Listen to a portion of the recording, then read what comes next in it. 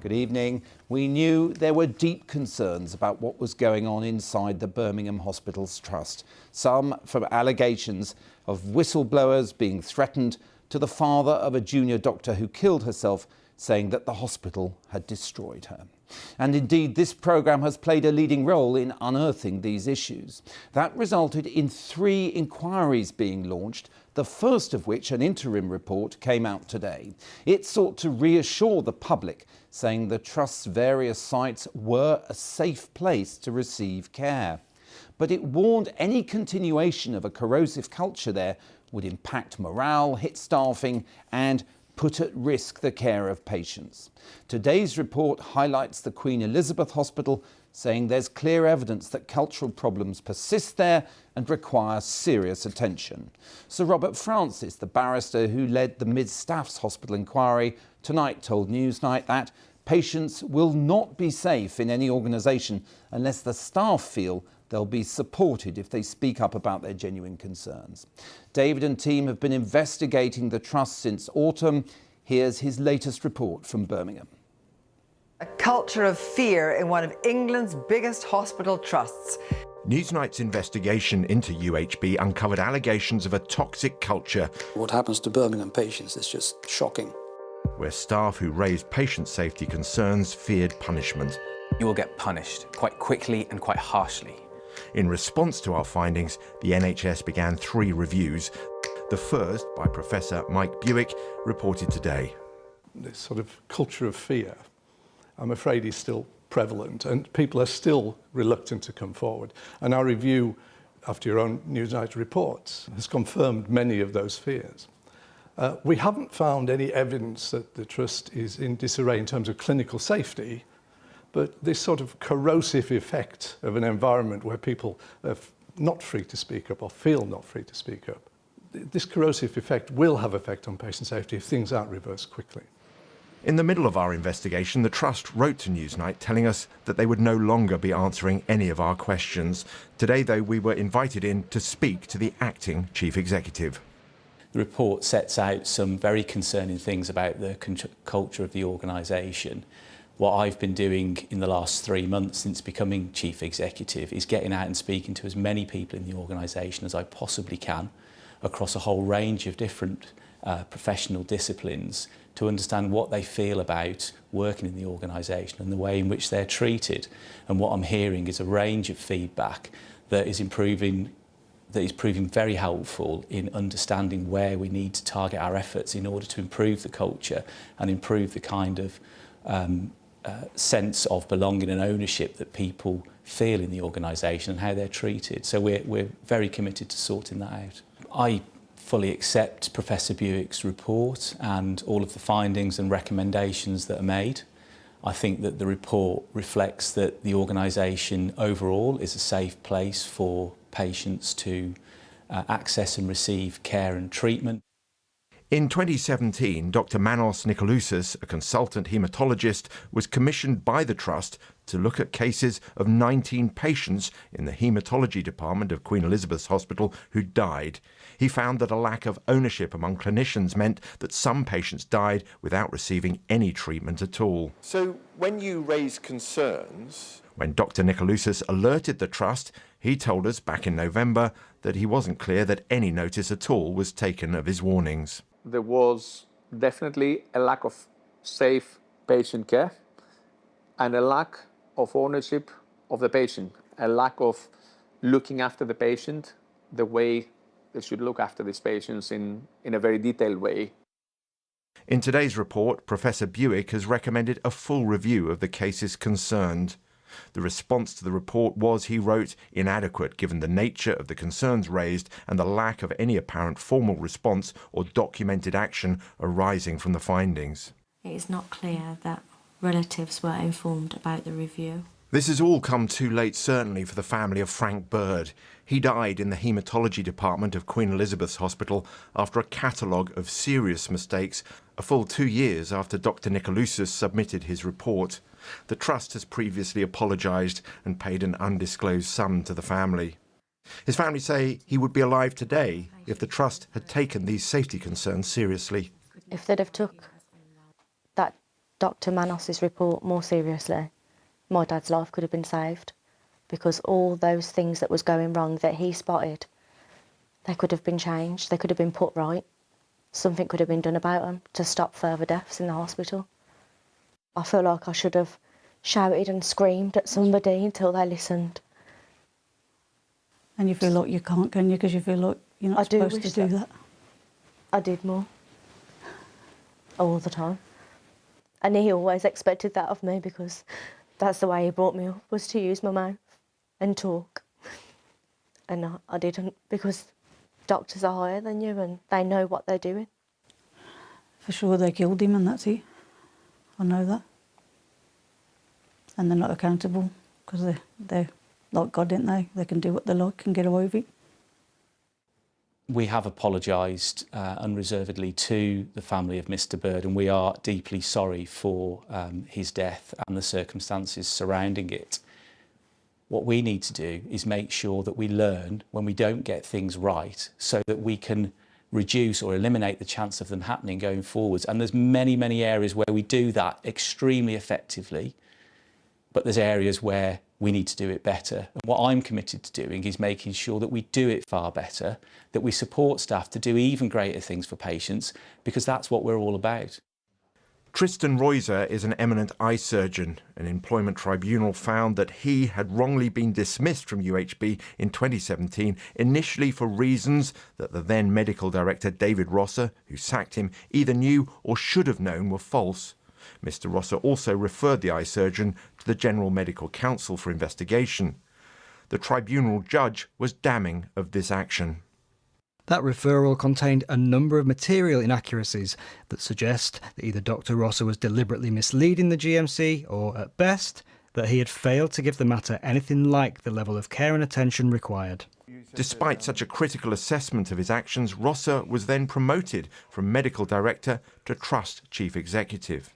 We need to do a much more forensic analysis of the board papers at that time, the decision-making process. There may have been mitigation as to why that was never in dispute, but we just don't know that. That's not something that, as the current chief executive of the organisation, I can comment back on from when that happened. But you were chief operating officer at the time. Yes. What did you think when you read that employment tribunal? I think that the employment tribunal was very clear in its findings. I think the trust responded at the time. As we were preparing our original report in November, the Trust put out a statement saying that David Rosser was leaving UHB to take up a position at the Regional Health Board. However, through an answer to a Freedom of Information request, we found that David Rosser is actually still employed by the Trust. Why did this organisation put out a press release on the 22nd of November saying that he was leaving the Trust and that it was a sad loss to the Trust, when he's never left the Trust? He's still employed by the Trust. He's left his role as chief executive. Sure, but he hasn't left the Trust, has he? He's gone on secondment to work for the Integrated Care Board. But you're still paying his salary, aren't you? The NHS is responsible for... But it's coming out of your budget at this hospital. The NHS's budget, this hospital's budget. I'm really not at liberty to discuss any arrangements regarding Mr. Rosser's employment. Right. Sorry, just understand David Rosser's retired. As we were recording our interview with Mr. Brotherton, there was an announcement that David Rosser had decided to retire from the NHS. Other senior executives and non-executives, though, are still in place. Dr. Nicoloussis, whose safety concerns were apparently ignored, says that's not good enough. I must admit that with the current structure, I don't really think that the Trust will move forward a lot. I think what the Trust needs is the Trust needs new people to come in. Are you certain, as the acting chief executive, the interim chief executive of this organisation, that nobody in the current leadership, management, have questions about their behaviour, how they behave, whether they were perhaps over-aggressive in their dealing with people who are raising concerns? Are you clear that none of them have questions to answer on that score? If there are questions to answer, then we will answer them. As the chief executive, I will make sure that wherever in the organisation that it is perceived that we have the wrong kind of behaviours that are not in line with our trust values, then I will be dealing with that. Professor Buick says that further personnel changes at the Trust may be necessary as new information emerges. Patients, though, know only too well that a diagnosis isn't the same as a cure. That report produced by Sean Clare. Well, let's talk about what happens now and in the coming months with Preet Gill, MP for Edgbaston, who is also on a local committee monitoring the ongoing inquiries. Preet Gill, thank you for joining us again on this story on Newsnight. It is an interim report, but does it confirm your fears about what's been going on at the Trust? Well, I think it's a disturbing picture of serious failings at University Hospital Birmingham. The allegations of over 50 whistleblowers from my constituency really confirm that toxic culture which is described. Professor Buick had the opportunity to meet 44 of those whistleblowers directly so that could be fed in to this part of the first review. And clearly that culture contributed to the tragic death of Dr. Kumar.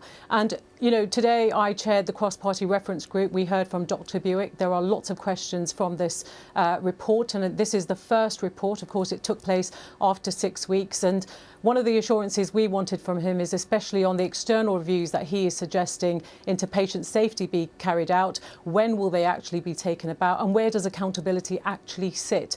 And how do we contribute to make sure that we are able to hold the Trust, the ICB to account, to ensure that actually the confidence of the public is there in terms of making sure that, you know, people do feel safe. I'm assured by Professor Buick's evidence today to us stating that, you know, the safety issue isn't of concern. Of course, there are things that need to change. Now it's incumbent upon UHB to absolutely implement those recommendations. And what we've asked for is a clear implementation plan. Let's pick up on that point you made a moment ago about the safety issue. I mean, it does seem, reading the report, that it walks a fine line. It says the Trust is safe, but then it describes persistent failures, I beg your pardon, that need to be changed immediately, or else it will be or become unsafe. Are you convinced that they're not just trying to reassure people while simultaneously diagnosing these serious persistent problems? Well, Professor Buick faced a number of challenges and questions in respect of what you've just highlighted, especially with the excess mortality deaths. Clearly, there was an issue of coding, but what Professor Buick assured us is that he has checked this out with other clinicians and he is going to monitor this, because what we were really asking for were what are the red flags that they need to be looking for, and surely we should be commissioning that report as opposed to just monitoring and waiting. And he assured us that this is something that he's absolutely looking at, but, you know, he's made sure that, you know, immediate patient safety isn't a concern. You know, he has tried to address many of the questions that we raised with him on this point, because, of course, culture does mean patient safety is compromised at times, and hence, you know, needing the timescales of when these additional external reviews are going to take place. This is really, really important. These are answers that we want. No doubt the public want to as well. And presumably, as part of that cross-examination, you mentioned that they've got a 10% higher mortality rates than similar trusts. What was their response to that? I mean, did you find it convincing? Well, I think what Professor Buick then sort of told us was actually, you know, quite a lot of trusts face this sort of issue. It's very difficult to say because, of course, he hasn't been able to look at lots of other departments. He's been concentrating some of that on the haematology elements. And so, given that he's going to be part of the culture-led review and he's asking subsequent questions in respect of these mortality rates, he's assured that he's able to follow those through as well. Now, I don't know how much of David's latest report you heard, but he was talking to the interim CEO and at one point pointed out to him that he'd been the chief operating officer for years on the board. Is that right, do you think, or does there need to be a clean sweep? I mean, look, this is the initial review and there are 3 parts to this review. Of course, the culture review will really get to the bottom of lots of the governance issues. Now, while some non-executive directors have been replaced, what the cross-party reference group are asking is for the new chair to actually attend that cross-party reference group and give a very clear idea of who has actually left, who is still there, and what is going to happen going forward. I have no doubt that many people will be reconsidering their positions as the next part of the review takes place. We've got to have the confidence of staff, because that is the only way we assure patient safety, and that is the only way that we can deliver services for people in the regions. Preet Gill, thank you very much indeed.